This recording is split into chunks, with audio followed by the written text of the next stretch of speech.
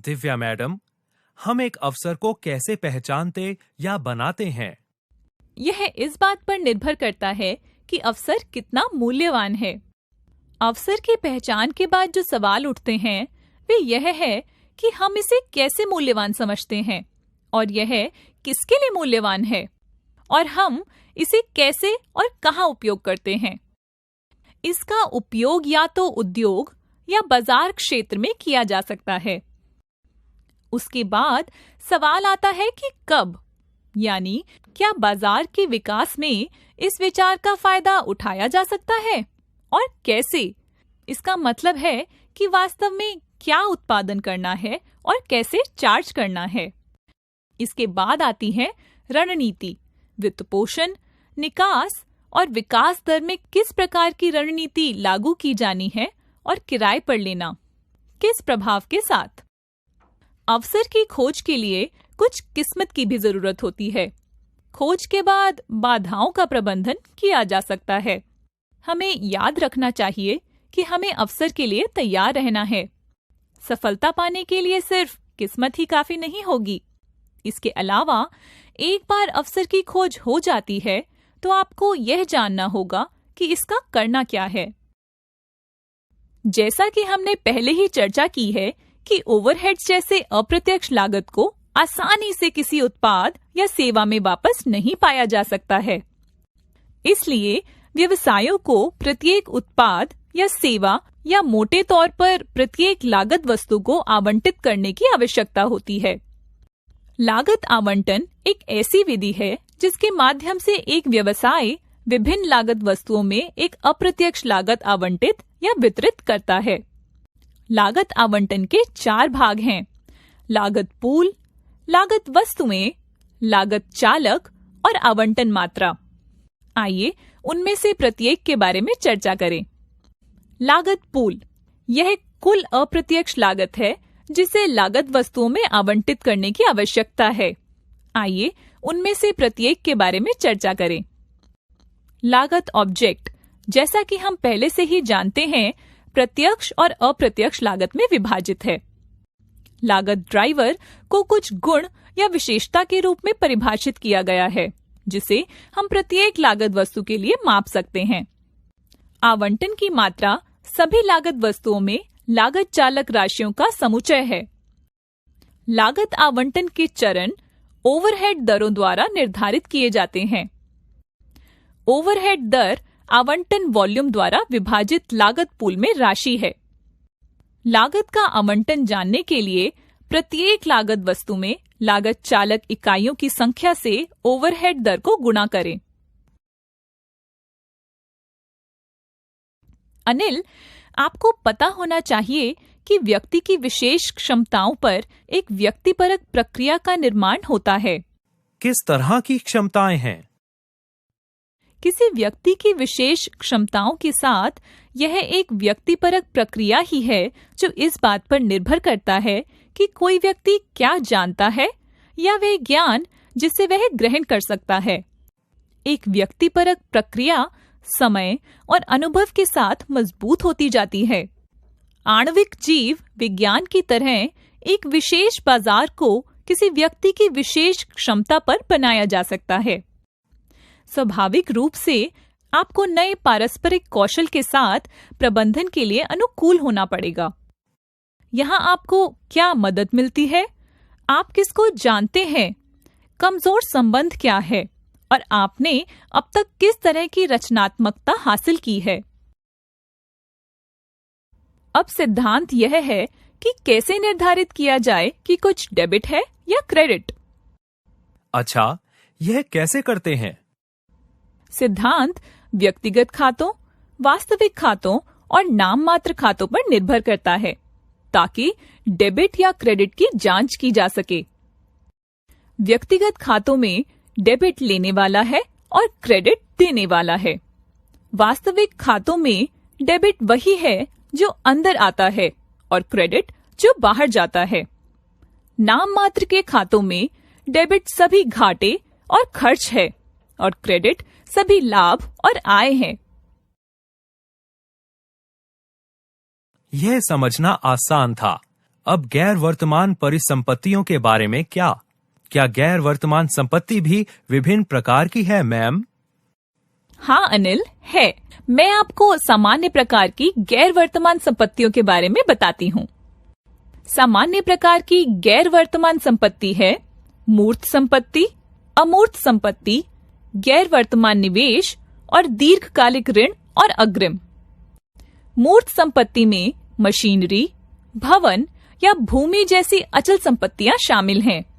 इन्हें आमतौर पर संयंत्र, संपत्ति और उपकरण या पीपीई के रूप में जाना जाता है।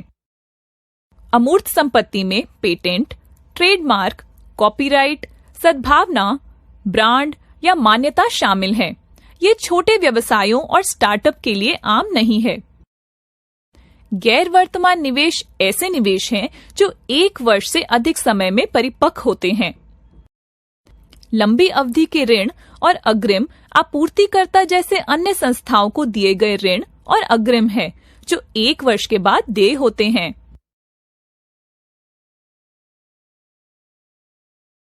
अब अनिल, आइए ग्राहक की जरूरतों को हल करना सीखें। हाँ मैम, क्या आप बता सकती हैं कि ग्राहक की जरूरतों को हल करने के क्या मापदंड हैं? मैं इस क्षेत्र की कुछ आवश्यकताओं का वर्णन करती हूँ। ग्राहकों की जरूरतों का हल करने के लिए सबसे पहले कोई भी कम्युनिकेशन गैप नहीं होना चाहिए। दूसरा, ग्राहक के धैर्य की जांच करने के लिए लगातार इंटरनल और एक्सटर्नल कम्युनिकेशन होना चाहिए। अगला चरण ग्राहक को उत्पाद के बारे में शिक्षित करता है और साथ ही ग्राहक को उत्पाद को खरीदने के बाद अपनाने में मदद करता है।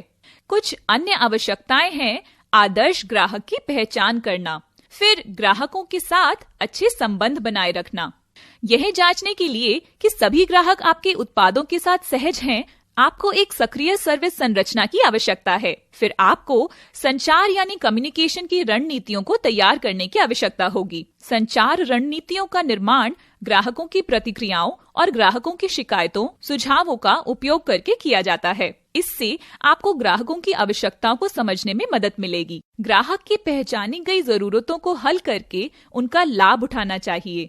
व्यवसाय प्रोडक्ट इनोवेशन के माध्यम से ग्राहकों की जरूरतों को पूरा करने की कोशिश करते हैं, जबकि सभी ग्राहकों को ऐसे समाधानों की आवश्यकता नहीं होती। उन्हें यह सुनिश्चित करने की आवश्यकता है कि प्रोडक्ट या सर्विस के बारे में कम्युनिकेशन द्वारा इनकंसिस्टेंट आवश्यकताओं का निर्माण न करें और यह सुनिश्चित करें कि ग्राहक को इस बात की जानकारी हो कि प्रोडक्ट या सर्विस उनकी किन आवश्यकताओं को पूरा कर सकता है। हालांकि कंपनियों को ग्राहक संबंध बनाने की कोशिश करनी चाहिए, लेकिन उन्हें ऐसा केवल उन ग्राहकों के साथ करना चाहिए जो व्यवसाय के लिए मूल्यवान हो। यह भी ध्यान रखें कि सभी ग्राहक व्यवसाय के लिए महत्वपूर्ण नहीं होते, इसलिए उन ग्राहकों को पहचानने की जरूरत है जो लॉन्ग टर्म में मूल्यवान होंगे और उन्हें पेश किए जाने वाले उत्पाद की जरूरत हो सकती है। यह इस धारणा को सामने लाता है कि क्या ग्राहक प्रोडक्ट या सर्विस द्वारा प्रदान की जा रही वैल्यू के लिए भुगतान करने को तैयार है।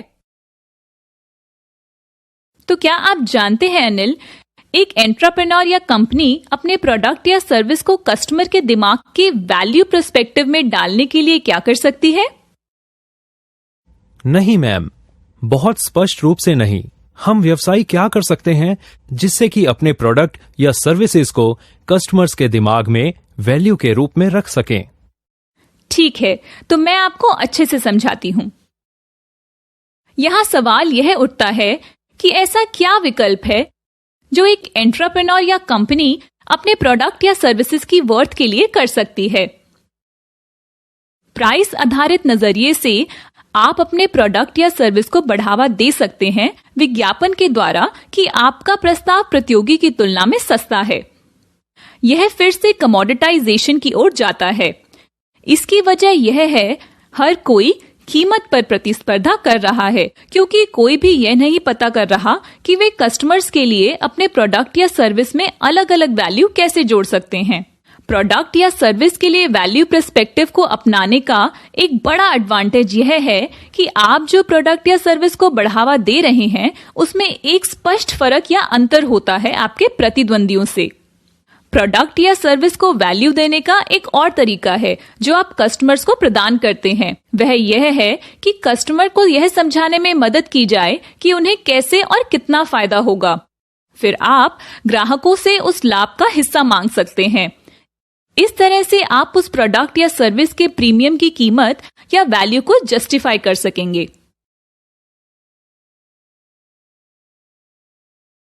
Whatever be the nature of business, one important factor is accounting. What is accounting in business, ma'am? Accounting is keeping track and reporting of day-to-day transactions. It is a way of checking the flow of money into and out of the business. It also keeps a record of the past transactions of the business. एक निश्चित बनाम परिवर्तनीय लागत भी है। यह कैसे काम करता है, मैम? चलिए मैं बताती हूँ कि कैसे। यह समझने के लिए कि आउटपुट के साथ लागत कैसे बदलती है, यह एक निश्चित बनाम परिवर्तनीय लागत के रूप में लागतों को वर्गीकृत करने के लिए उपयोगी है। वे लागतें जो उत्पादन स्तर में परिवर्तन की परवाह किए बिना अल्पावधि में भिन्न नहीं होती हैं, उन्हें निश्चित लागत कहा जाता है। उत्पादन स्तर के साथ बदलती लागत को परिवर्तनीय लागत कहा जाता है। राजू ठेले वाले के लिए उसकी ठेले की लागत तय है, क्योंकि यह इस बात पर निर्भर नहीं करता है कि वह कितने फल और सब्जियां बेचता है। चाय और नींबू पानी की लागत भी तय है, क्योंकि वे इस बात पर निर्भर नहीं करते हैं कि वह कितने फल और सब्जियां बेचता है। बेचे जाने वाले फलों और सब्जियों की लागत परिवर्तनशील होती है, क्योंकि यह इस बात से भिन्न होती है कि वह कितने फल और सब्जियां बेचता है।